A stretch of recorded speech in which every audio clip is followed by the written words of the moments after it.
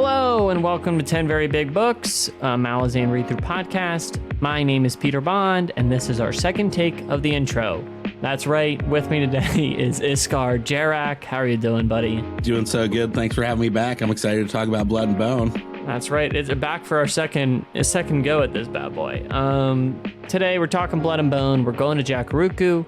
It's our fifth installment in the penultimate installment, if you will, in our discussions of the novels of the Malazan Empire by Ian Cameron Esselmont. And I read the book for the first time. ISKAR is a returning guest. Yeah, I think as I've mentioned to you, I think it was a bit of a come down, this book. Yeah. I liked it. It was pretty good. I had a good time. Yeah. I'll tell you a bit more about what I liked about it. But I do think I was just like, I don't know, I was red hot on Orb Scepter Throne. There was so much stuff that I loved, and I just felt like totally absorbed in that book. And I think I started really hot on this book, and then I kind of petered out a bit, and I felt like by the end I was kind of... I was kind of just shrugging my way through it. But, I think... Yeah, so I guess that's my first impressions overall, like just a little vagueness. No, I get it. What was your impression coming back to this book? No, I totally get that, because I too love Orb Scepter Throne. I think it's just like such an action-packed thing, and could talk for another hour and a half just about Orb Scepter Throne. But I was excited to go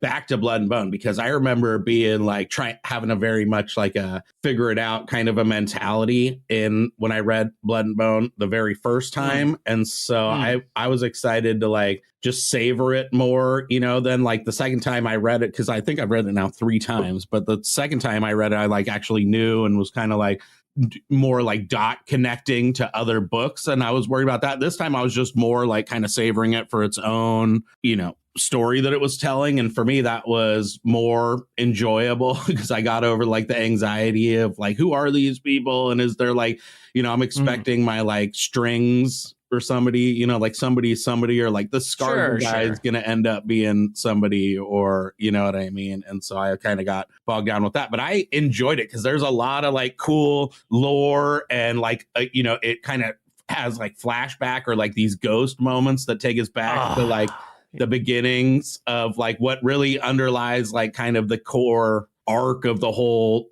Book of the Fallen, which to me is super enjoyable for that reason, because you just get some more context. And I think that's been a constant thing too, is just peel back the curtain on history and find out what's actually, the reality of what happened is always so interesting to me. Yeah. I did. Yeah, I think it was interesting. I think some of the times when we go there, it really depends on it has depended on the book and the situation about when I find it to be extraneous and when I actually find it to be kind of justifying its own existence. Because I do think there's a line that they have to walk there, you know?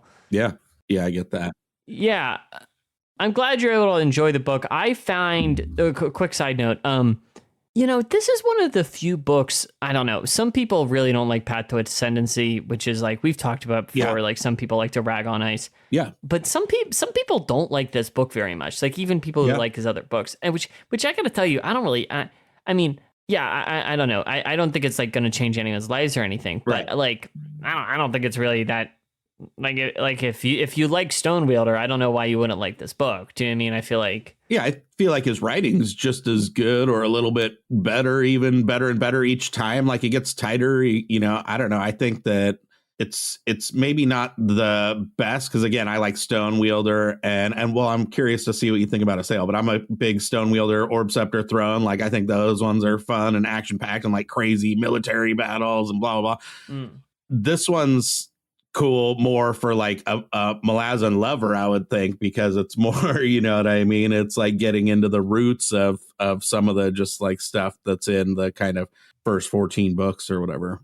So yeah, I think one of the things I enjoyed most about it is just the setting itself. Dude.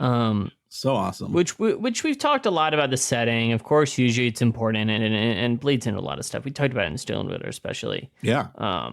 But for me, since this book it's not super Heart of Darkness-y, but there is this element where there are a lot of characters that are going through nature, and nature is like revealing themselves in a way, and it is about going into the unknown and like going into the wild in a way, you know? Yeah. And I mean, essentially, you know, the characters interact, but a lot of them are all just, you know, I don't know. The Thaumaturgs plot line's kind of a separate thing in a way, but you have, especially with Skinner, Kaz, and then Burke and Sauer, and then you have Sang, and like they're all just going into the jungle, and they're all, there's even almost, it almost feels like it's like, yeah, it's like private journeys, and almost feels like there's some travelogue moments where it's just like, you know, there's like, okay, we're gonna fight this thing, we're gonna meet these people, you know, it's just like these moments in the jungle, and that's why, I mean, I think some of it led me to feeling like the book kind of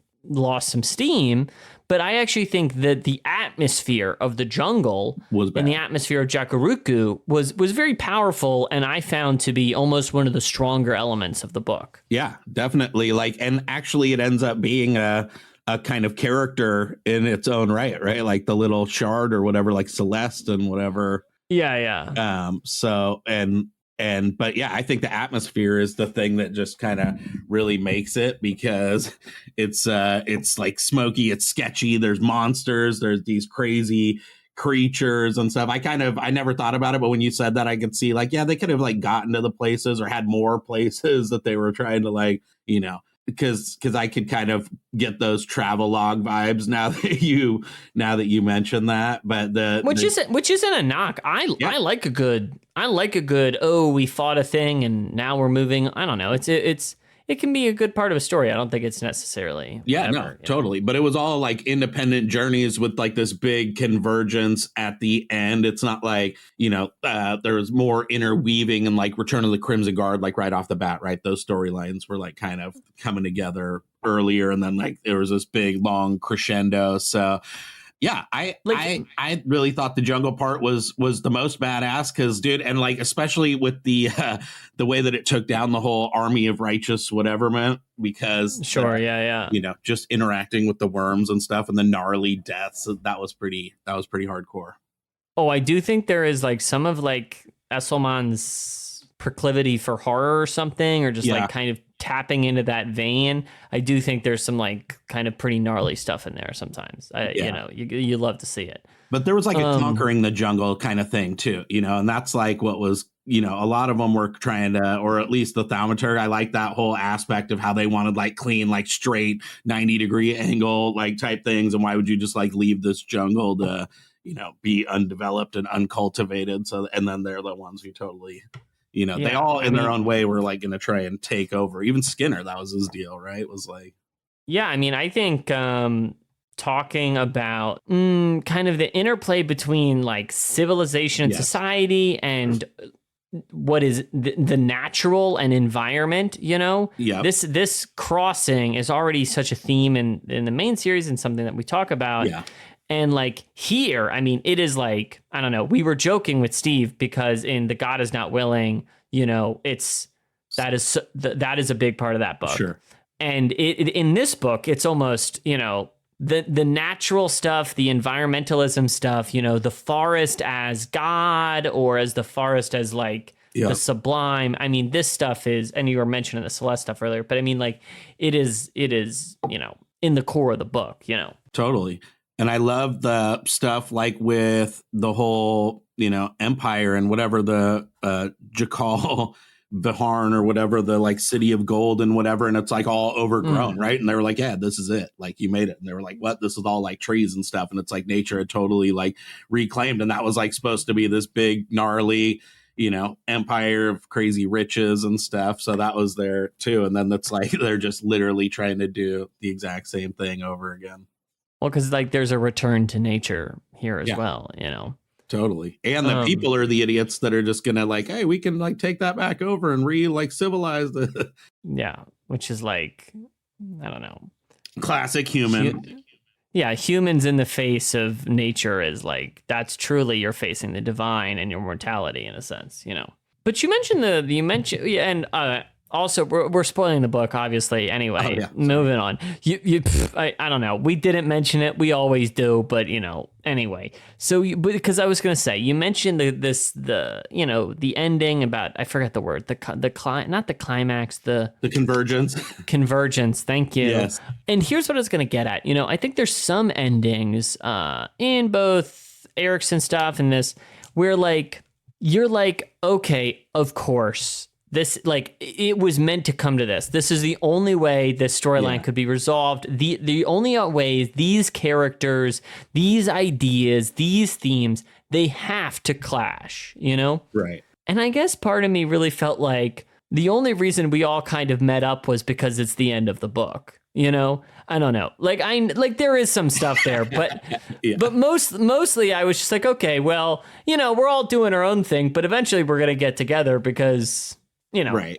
That's we're in a book that's, I'm sure, we got to meet up, Yeah, totally. And then they all get spirited away at the same time to meet for the important meetup. Yeah. But I know that's I don't know. I don't want to come out too hard against the ending. I kind of like it. I just think, No. Yeah. You're reading a book and you're just like, okay, well, we are going to, unless we're going at down that other road where the ending will anyway. So let's pick out some of our characters. Let's do that. We did that last time. Worked out well. Yeah. So I want to get to the Crimson Guard last. Okay. I have lots of thoughts about them. Yeah. But first, let's start with I think she's the first character we meet. Saying. I'm going to say her name, Sighing. I'm going to say Sighing. Love her. Yeah, I really liked her character. I wonder what you make of her.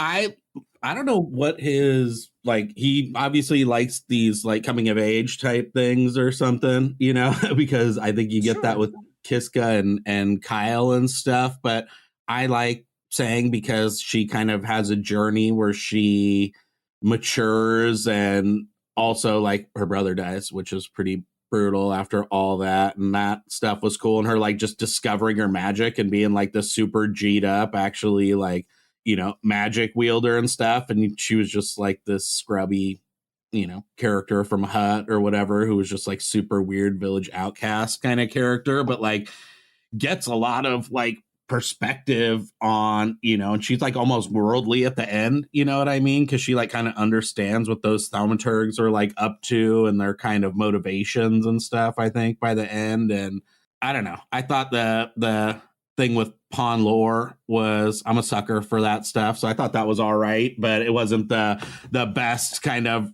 relationship building. But I do think there's like this kind of forged in the crucible kind of thing that makes it somewhat believable still. So, and I just got to cut in. I fully agree. I think the pawn lore stuff, whilst that's one of those things that like you're like, oh, okay, we're doing this one, but like he is badass, dude. Like I think it's kind of great. I think the whole thing kind of works, and I like how that I like pawn lore, and I like how it's handled.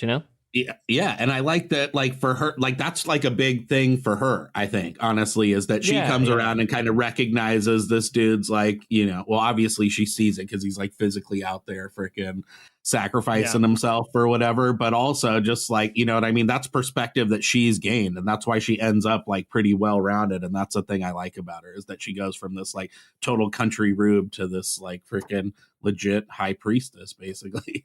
Yeah, no, I think there's definitely part of that is like, I don't know. I think the journey into womanhood for her is a big part of that story and the way I'm reading it. But no, I ditto. I really agreed. The one thing is I'm just such a sucker for family stories, so I did think that her and her brother's story were going to be like a major pillar in the book. Yeah. And yeah, it is, but I wouldn't, I don't know. I guess I just, but that's not a knock against the book. I just, No, yeah.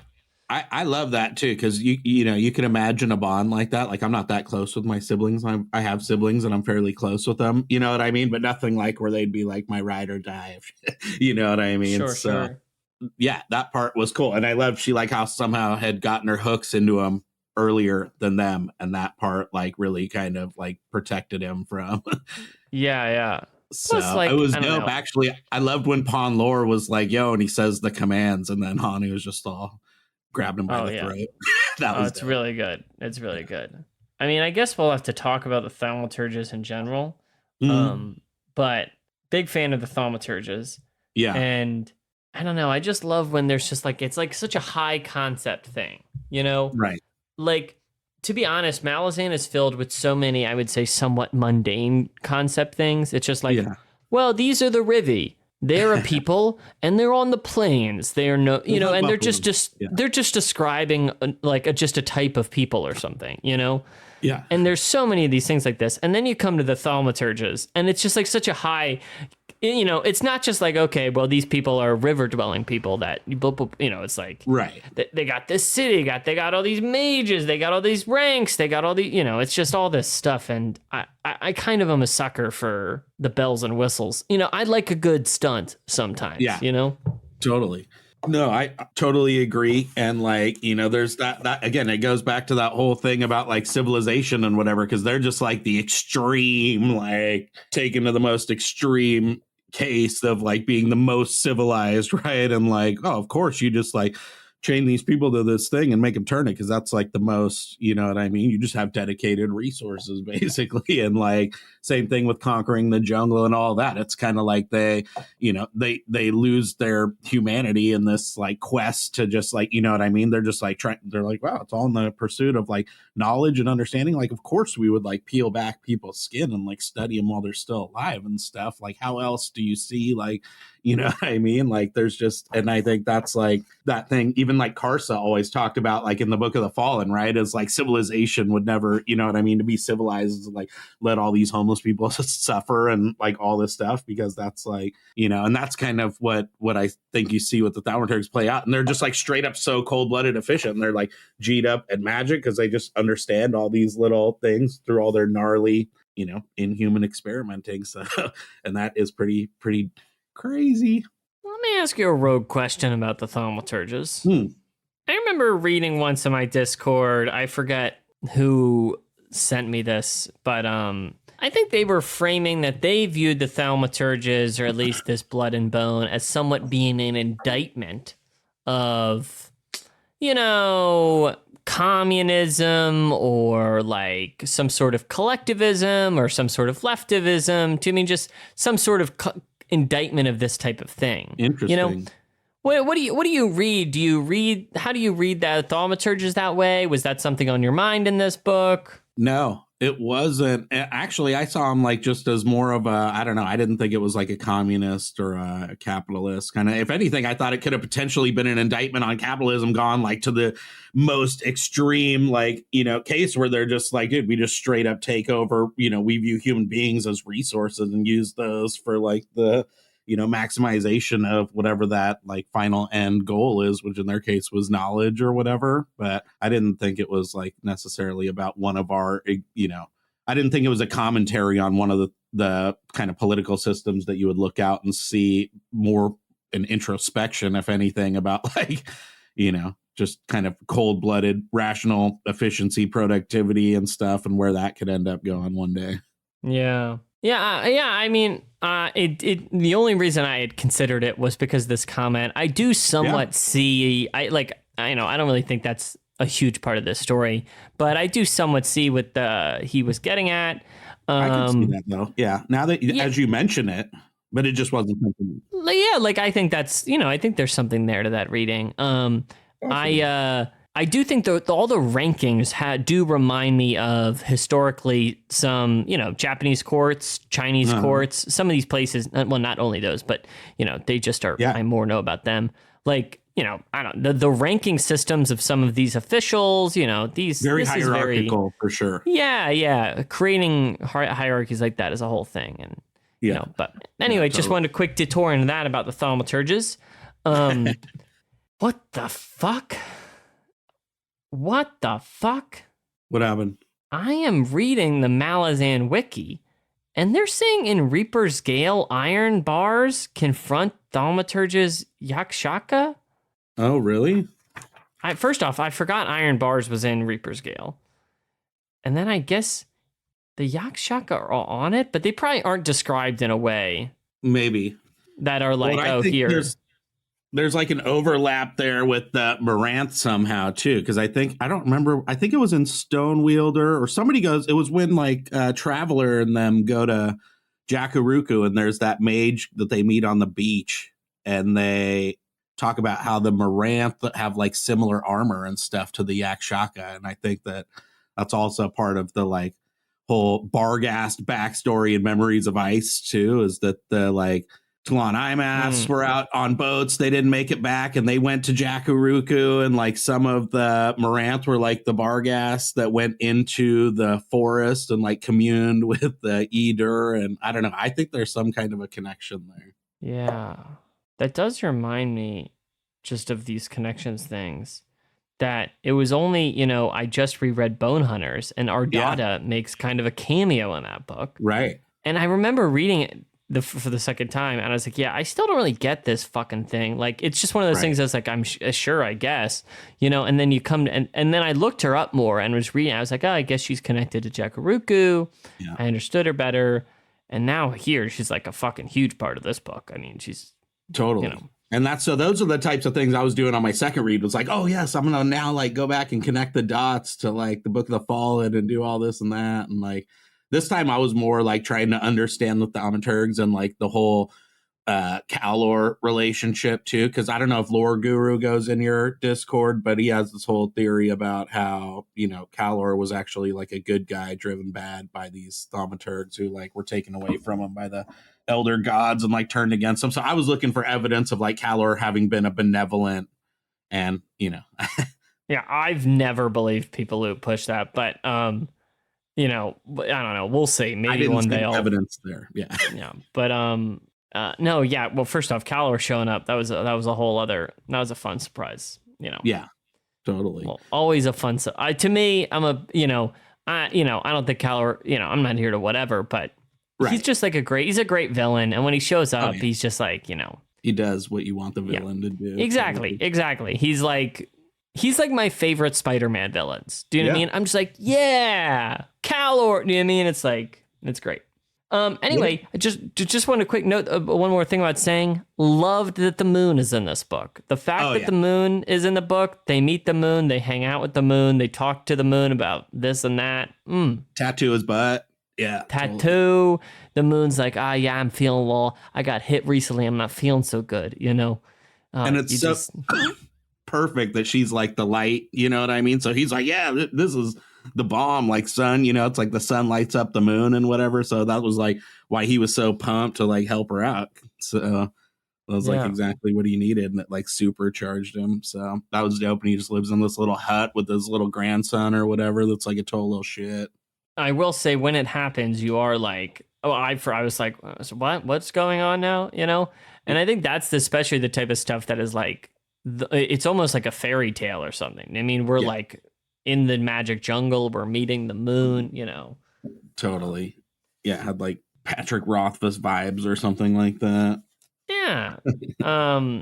So let's push on to talk about, Golan, the General Golan of the Thaumaturgs. Yeah, I wanted to know what you thought about him and the whole relationship with his underlings and stuff. I think like this guy's classic because he's just like the most, oblivious, and then he like starts to connect the dots and like get the futility of his like quest and stuff. But he's just so like those traditions and whatever, and these like structures of hierarchy are so deeply like he's so 100% drank the Kool-Aid on that. You know what I mean? 100%. He's like fully in, he's a full believer. And really, he's like, I wanted to say his story is the story of like losing that and like shedding that. Yeah. But it's not really that story in a way, because like he's so desperate that he just like kind of, even as these things go away and even as they go deeper into the jungle, he still retains, he's still struggling. I mean, he's clinging on, Oh, dude, 100%. He never like corrects. Like, that's why I love that like principal scribe Thorn guy and the Upre guy and stuff too, because like he never like just is like, dude, cut the shit. Like write down. No. You know what I mean? He's always like, oh, and he's like doing this, like he thinks he's doing this like mental chess with this guy, you know what I mean, who's just like totally dominating with little smart ass remarks all the time, and like, but he just can't let that go and be like, you know, and even when the second in command guy you know, comes in and he just never says anything. He's never like, bro, like, what should we do? I clearly don't know what I'm doing. You know what I mean? Or like, Yeah. So I think he very much is like, just sticks, you know, he doesn't change at all. At the end, he like doubles down and he's like, yeah, actually now we're off to like conquer the new, and he like just buys into whatever the fucking narrative from Dorn, who's hilarious. Yeah, he seemed just like a very insecure character. Yeah. You know? He's like one of those incompetent people who you love to kind of hate, and or just see him like get dunked on like that, because it's just like, yes, you're an idiot. Like, you're in this like position of power. Like, everyone's had a boss like that before or whatever, or somebody who's like, you know, shouldn't be the one in charge of everyone. But yeah, I feel like he has just like peak one of the officers on the Death Star vibes, you know, not like anyone in the, you know, he's just like one of those guys, you know. Totally. Yeah. And like the Pre guy or whatever is always like, you know, he's like the loyal soldier, like competent second in command. He's always like, yeah, come check out this stuff. Like, people got decimated by these things. And he's like, why are you bothering me? Well, exactly. And those, like, it just goes to show this difference in the relationship between like the people actually, I don't know, like Pre's actually doing the things and like having these experiences, you know? Yeah. But like Golan has this level of detachment, you know, and obviously he desires the detachment.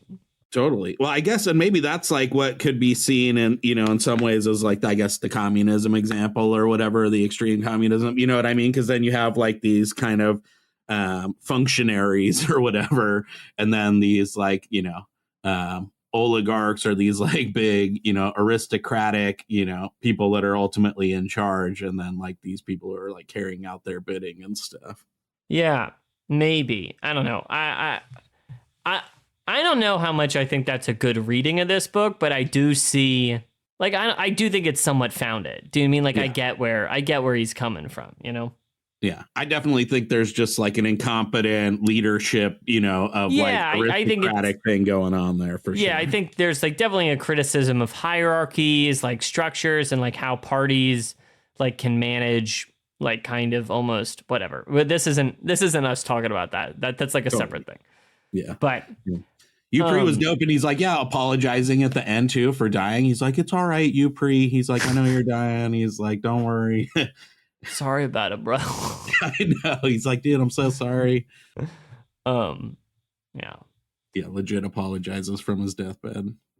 I wanted to move on to next. I gotta say, Merc and Sour, maybe one of the best pairs, dude. You know, totally. I feel like there's a lot of great pairs, and like, for my money, these characters, like, I'm gonna say it, much better than Scorch and Lef. You know, I feel like they have similar, you know, they got a similar shtick kind of going on in a way, right? You see where I'm making that movement, but yeah. I just think like, you know, yeah, but even though I still just feel like their storyline, probably the best storyline in the book. I don't know, one of the better storylines in the book for me. And love that storyline. Oh my God, it's amazing. And I think part of it too is I think I care tremendously about those characters, and I think the book does a good job of investing you in those characters. And they go on such a journey from when they start with spite until they end up in the forest, and then they're with the tribe, you know, and then it's just. No, I love it. They kind of like are the right way to do it, right? Like, that's like, you know, here's the way the Thaumaturgs are trying to do, which is to go in and conquer it and deforest it and then plow it into, you know, perfectly rectangular, whatever, crops of, you know, perfectly productive, whatever. And then like, you have these dudes who like go in and like ultimately become one with it. And I think they're better than Scorch and Lef, because even though they have that kind of like buddy cop vibe to them, you know, or they've got this little banter and a dynamic and whatever, that they're like actually, you know, badass, you know, have like an efficacy to them. They're not like bumbling into it and then like, holy cow, we're just right here at the right time with this crossbow pointed right at the thing. It's like, they actually like maneuvered that whole piece and like actually shepherded that whole entire like mercenary company through. And I love how Sour like ends up actually being like the most G'd up one kind of, and like Merc is the one who's like, at the beginning you're like, oh, here's the like kind of normaler ish one, right? Who's like a regular dude. Yeah. Whatever. And Sour's this like kooky, like, dude with the dreadlocks and the beanie or whatever. And like, but he ends up being the one who like kind of gets it more, and Merc like comes around to his way of thinking a lot more and like actually having an appreciation. And that was gratifying to see him like actually go, oh my God, like my partner. And they were always like friends and stuff. He was never like turning on him, but he was like this freaking crazy guy and whatever. And he actually does like come to, regard him in that like positive light, or like see the value and like recognize that his buddy was like actually super G'd up and saved their ass. Yeah, like Merc has to go on the bigger journey in a way, or has to take further steps because Sour's just more open to it. But I mean, it's like what you're saying. I mean, one of the epigraphs literally is like shouting about it. It's like, I don't know, learn from, respect the indigenous people and like this relationship to nature. And like, I don't know, I don't know exactly how to put it, but it is such a central theme in the book, drawing this line between people who are willing to listen, respect, and engage with those people and their relationship to nature. And then like, like we're going to come in and this is my fucking forest and we're going to cut it down and grow these trees, and whatever, but. Totally. Eat your heart out, Steven Erikson. Talk about empathy and compassion. These dudes like go in and like actually like learn and understand, right? And like see that side of stuff. And that's like, who would have thought, these kooky little mages that are out there shooting fireballs and stuff. Plus, dude, Merc, come on, with the menace and stuff, and just going in and out of shadow and creeping around and being like the sneaky stealth. I mean, like he does magic good. I enjoy reading all of his like magical stuff. It's always fun for me. So yeah, I think the writing in this book is, I don't think that's like a huge pain point. I will say sometimes I just feel like fucking, can we take a break with having everything to have this, when it gets to Merc and Sour, it's like, oh, well, they're not just any two old soldiers, Yeah. It's just like, maybe sometimes it's just like, actually, this is just some lady, this is just, and it is that way sometimes, but also like 7 out of 10 times, it's actually like, well, you didn't know this, I was Kellenved's brother-in-law for a while, and it's like, okay, sure, I guess, Although I think, I don't know, I could be wrong, but like I think he's messing with the like creation of new myth, because he always peels back the hood on old myth and shows that they're like, or the myths that are like mythic to us at that time. But I think like this is in the future relative to like the beginning of Gardens of the Moon, or like the end of, you know what I mean? Yeah, relatively. I mean, it's probably like what, 6-7 years, something like that. Something like that, or 10 years maybe, or something. I don't know. And like, because you got to think like Harlow's like almost 10 years old, so it's got to be. Yeah, but isn't that Harlow thing considered? I know. Anyway, we can't do that. Yeah, that's a whole other thing. But like, yeah, but I think like that's the whole thing, is like probably all these like newbies and stuff like that are like, oh my God, you were in Genobacchus, like holy cow, you know what I mean? And just kind of splurge over people that are like, no matter what. I don't know. I do get that. I think I like that point, but I just. Sometimes I'm just, does everything need to link back to, the same 6 things, You gotta, I like that he throws some red meat my way every now and then. You know what I mean? I'm a carnivore, so. I do want to move on to some of the Crimson Guard stuff, but quick before we do, I'm trying to remember other plot lines we've glossed over. What'd you think about the Kenjack thing? The Bandit Lord, Kenjack, Ashevjack, and all those guys?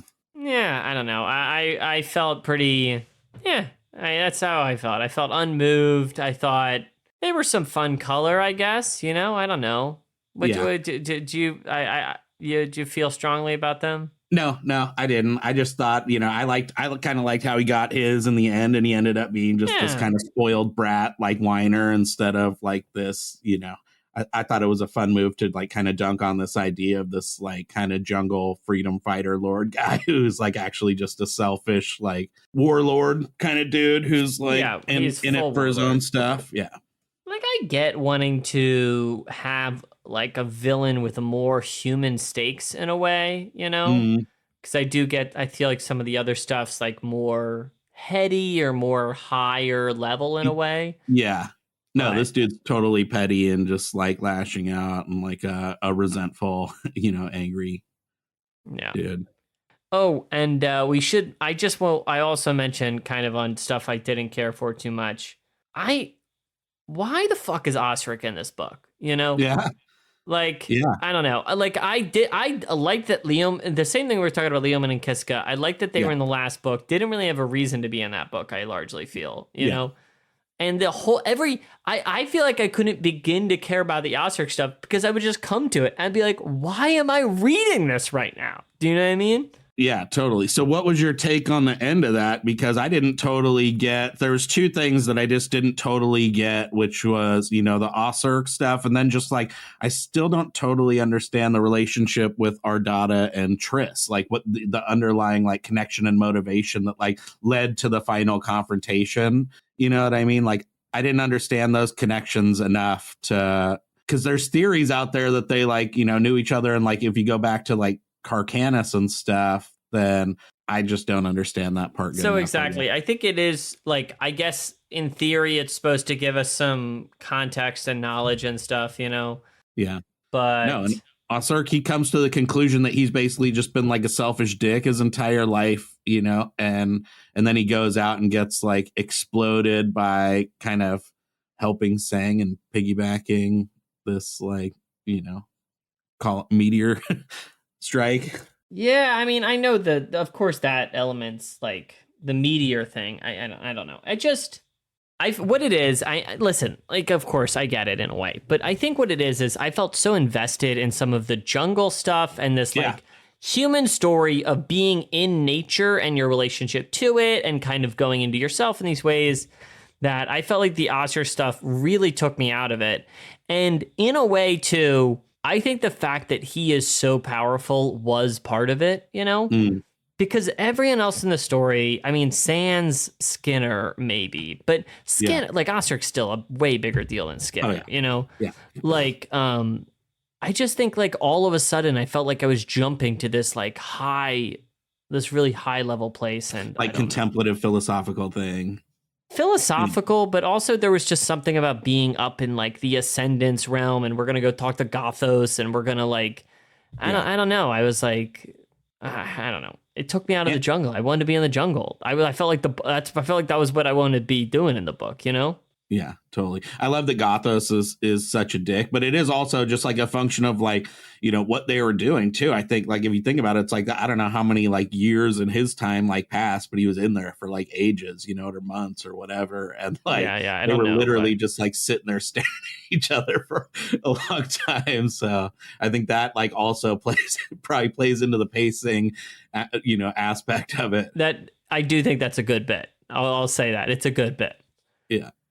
And Temper shows up when he walks out and he's like, yeah, dude, he's all messed you up. I like the little Temper cameo. Little Temper shout out, you know? I do want to move on to what to me is like by and far the strongest. I don't know. I said I really like the Mercantile stuff, which is true. Yeah. But I think the Crimson Guard stuff all around is essentially the best and most interesting the Crimson Guard have ever been to me. Yeah. I feel like before I just had no personal relationship with the Crimson Guard. I don't feel like there was many characters I was invested in. Yeah. But I feel like being Who were you vibing with this time? Well, I just feel like it was the first time I felt like Shimmer was so alive and like being next to Kaz and spending like, cause you know, you spend Return to the Crimson Guard looking for Kaz and then basically shows up and then the book's over, you know? And I think just being able to spend next time with Kaz, with Skinner, understanding a lot about the history, understanding about kind of why there's this, why is what everything's going on, what's going on. And then they're like, oh my God, the Kaz, like the whole Kaz cruise journey that's like in the river and in like, oh my God, in with the spirit stuff. And it's just like, it's perfect. It's perfect, and it's like blurring the line between like the physical and the metaphysical, the real and the dream, and like the spiritual. I just felt like all of that stuff super worked for me, like on a thematical and emotional level, but also like, I don't know, I was like the most invested in those characters I had ever been. Like, I feel like before this, I just did not give a fuck about these characters. So I just felt like, I don't know what it was about it, but I think I just was fucking hooked into this. No, definitely one of the best parts of the whole book. And I think like that is the kind of piece that, it links a lot of these books together, is the like Crimson Guard element, but the flashbacks is the thing that you never got. And I love the whole, tension that was there as they go and do their vow and whatever, right? That like, and how Kaz like is just freaking classic master manipulator of like getting, Skinner to walk right into his tribe. He's like, oh, what? You don't want to like fight these dudes forever? And he's like, no, I do. And he's like, oh, sweet. So then you're with me. You know what I mean? And you kind of see that whole like dynamic there, and you get like a lot more meat to grab onto with that, and so then and the meat makes them feel like humans, it makes me feel like I'm fucking looking at people who live lives and have internal feelings, And Shimmer especially, you know what I mean? I think she was definitely like so, human in this one, because she's like there and like kind of resentful on Kaz too, you know what I mean? Because she's like, dude, we like saved you. We went through all this shit, like the things and tatters, right, the group and whatever, and like you're just freaking out like staring off in the fucking thing, and like, can you like get in the game here? Well, that's what's so much more interesting. I mean, I think you compare Crimson Guard, because, there's this way that, like, especially in Erickson's books, they are talked about with a reverence, which I think in some ways is just like a nod to Cam, or like a nod to like the world in a way. But I do think they're also elevated to this like mythical, it's like, oh, the Crimson Guard, or blah, blah, blah, blah. Totally. And like, I think that's why when you come to Return to the Crimson Guard, part of me has that feeling. You're like, oh, it's like these, and it's like, there's an element of hype to it. And part of the point is like, oh, they're cool. They're this big thing. And what I loved about this was that like they range from, the hype is gone. There is no hype. Yeah. They're just, if in fact, most of them are resentful to like openly hostile to Kaz, Totally. Yeah. Most, everyone is upset. Everyone's having a bad time. They are in fact not cool soldiers that are on a forever war. It is actually like they are doomed pirates on a forever voyage. They've trapped. Totally. They have trapped or been trapped. Depending on what you want to say.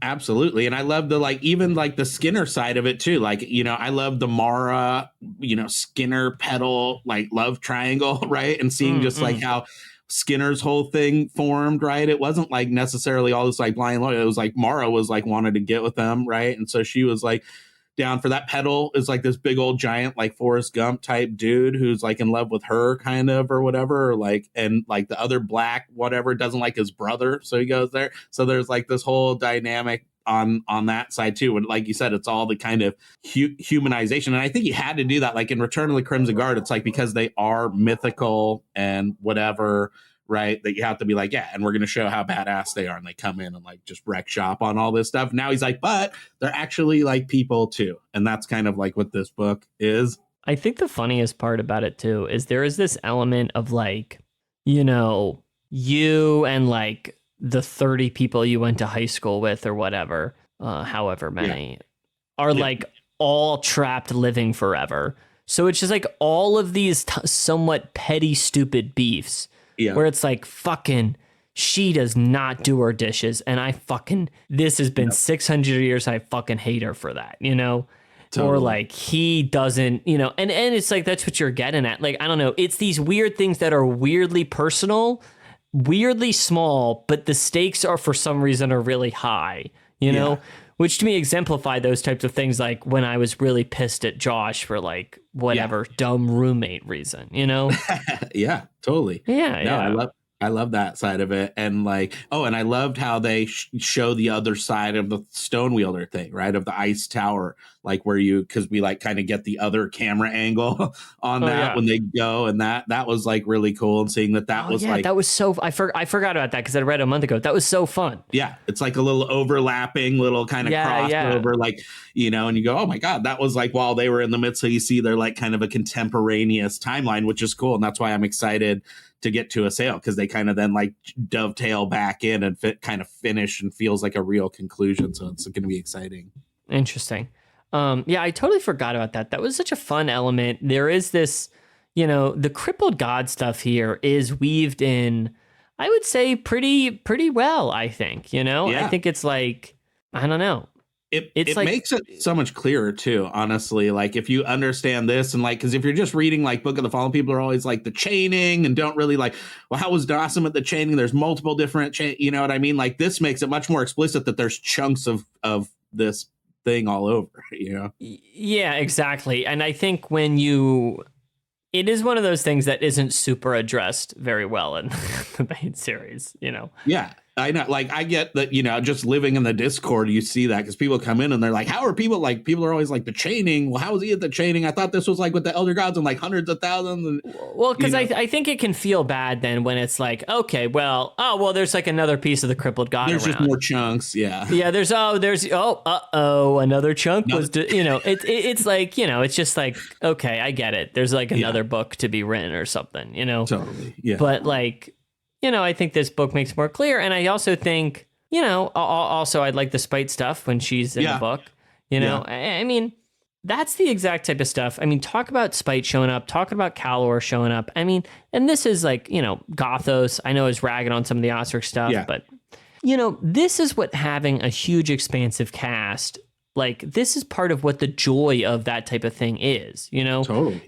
To me, I think like I can be frustrated when I feel like all of the characters aren't being fleshed out enough, or we're not giving time to everyone's story or anything. But sometimes I think this is exactly what I want, where like, okay, well, Spite's in this book. She's not like, she's not like that important or a huge part of the book, you know? Yeah. But it's like, oh, well, she's around and, you know, we all know her. And, you know, it's like, it's kind of, it's fun. You see a character you like and, you know, we move on. And these are the type of characters too that, you know, it's not important. You're not following a journey with her, right? You know, that's not why she's in the book. You know, totally. She's almost kind of like the Peter Gibbons character or whatever from Office Space. You know what I mean? It's like the movie's not really about him, or it is, but it's like he's just the person that takes you from like funny character to the next like weird funny character that they like put in that movie in a way. And she's like the reason to get those people there, and then she kind of like goes away and she kind of like gives him a couple kicks in the pants along the way, like, oh shit, she's still chasing us, you know, kind of a thing. And then that's her purpose. Yeah, it's like, I don't know, it's just like, it's fun color and I don't know, it works, you know? Yeah, and I love it too because it's just, again, human motivation. It's like, here's this super OP like character, but she's like looking to like get a little piece of leverage that she can use to like go back and dunk on her sister, and that's like the whole point of that. Yeah, and like that's so funny. Yeah, that's hilarious. So I did want to briefly talk about like Kaz and Skinner, since obviously they're kind of portrayed as, you know, they're exactly right. These opposites. Yeah, and I think it's funny because I think the book I do think it's kind of underplayed in a way. You know, I don't think they're played as like this, like light and dark, fire and what, you know, I think it's like, okay, well, these are two guys. They have this relationship and they've had it for a long time, you know, and different styles, different leadership styles. And obviously they don't meet until well into the book, you know, but I think it's an interesting contrast, and I think especially since you get to spend so much more time humanizing those characters, you know? Yeah. And Kaz is such a somewhat quiet and restrained leader in a way, and like, I feel somewhat cryptic, you know, Yeah. and Yeah. kind of a classic Totally. Malazan leader style, you know. Quiet, contemplative, stare off Yeah, into space. and then just like gonna say some stuff or something, you know. He comes out with one profound, like 3-word sentence. Yeah, and then just like won't tell anyone anything, you know. But Later, Shimmer. yeah, I'll tell you later. I'll tell you. And then everyone's like fucking and then Skinner, you know, I think Skinner is, you know, he's not a comic book villain, which I think's which is a fun decision. You know, although I think his death is awesome. Just got to say that. Awesome, great death. That is awesome. Yeah.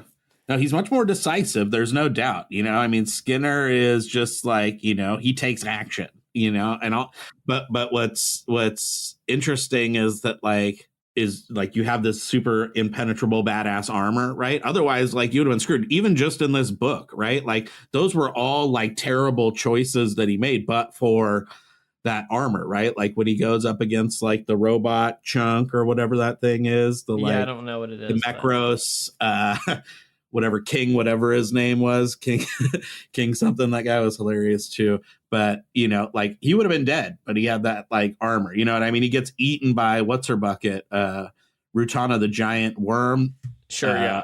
And like he would have again been dead but for that armor. So it's like he's just very decisive, but ultimately it's like his rash like decisiveness is what gets his crew into all this shit and killed, and like ultimately like gets him killed too, because he's just like, I'll do it myself. And then she's like, are you sure? And he's like, yeah, I'm good off you. I'll do it myself. And she's like, all right.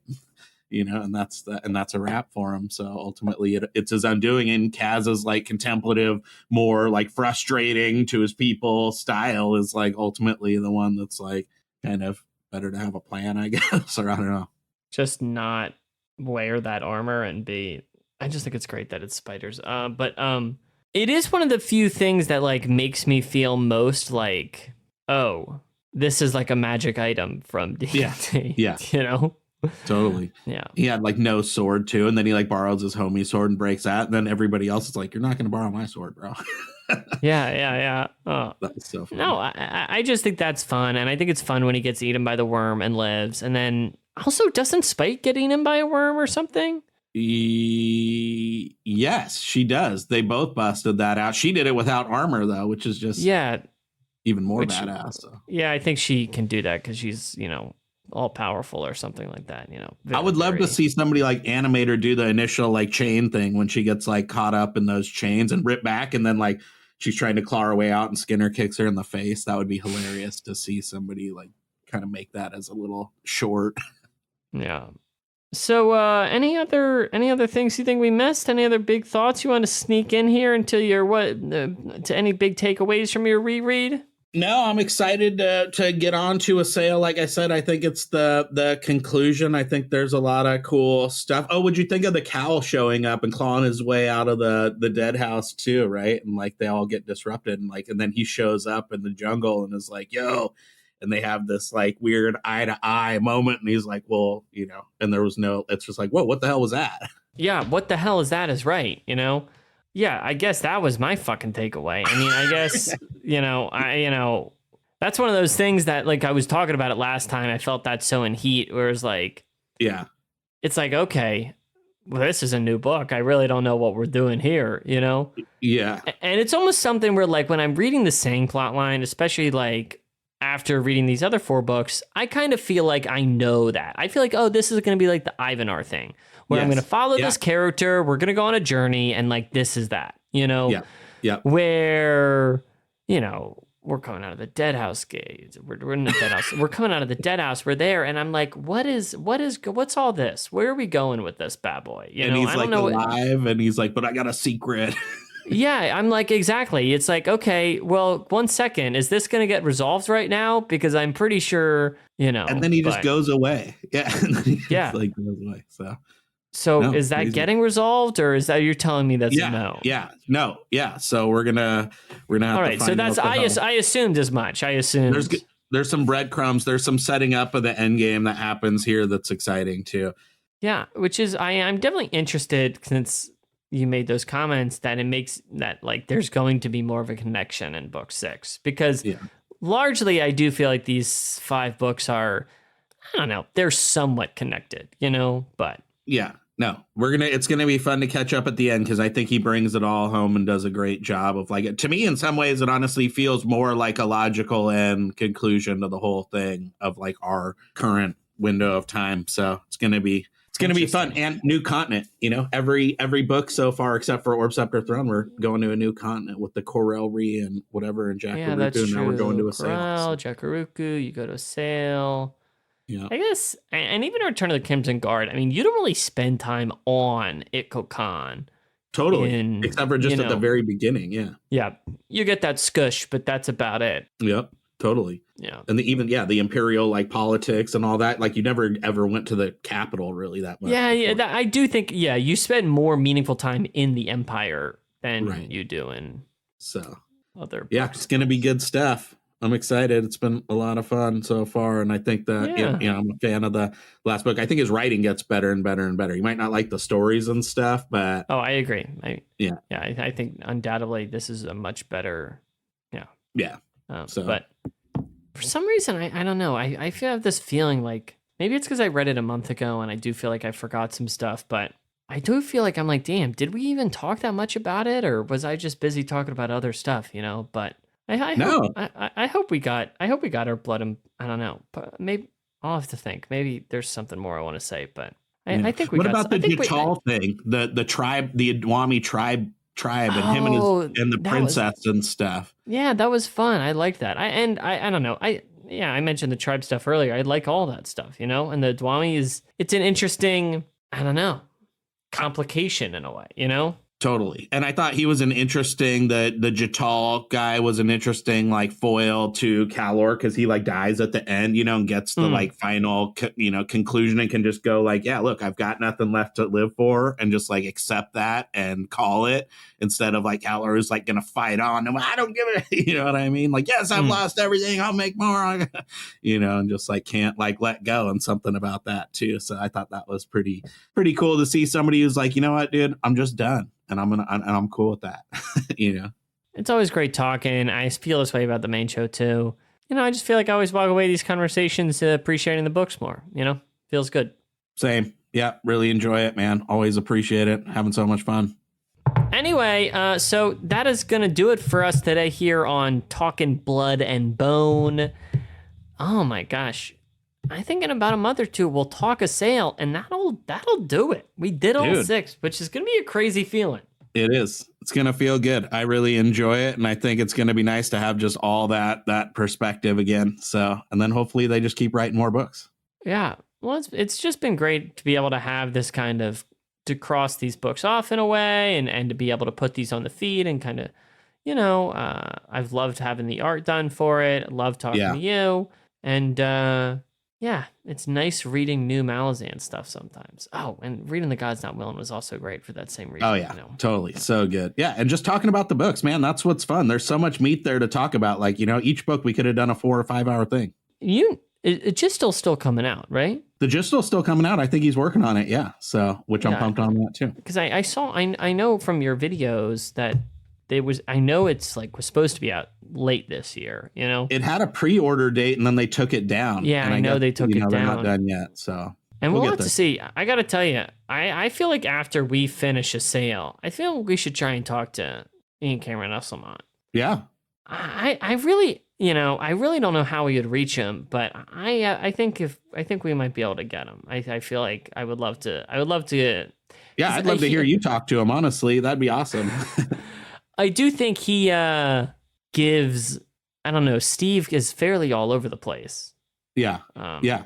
And I've seen Ice do some stuff here and there, so I know he does some. I think Madness did one with them. I know he talks to AP Canavan a fair amount. Yeah, he talks to AP, their buddies, I guess. And so, but I think he did one with Madness at one point from the not a TSA cast. Cool. All right, well, sorry, we got into a bit of other stuff, but yeah, that's going to do it for us today here on Blood and Bone. Thank you so much for listening. Of course, please check out ISKAR JARAK's YouTube channel, the great tree of the Malazan YouTube, many other great channels, but gotta give him the plug. Too kind. So, send us a tweet, send us an email, and see ya.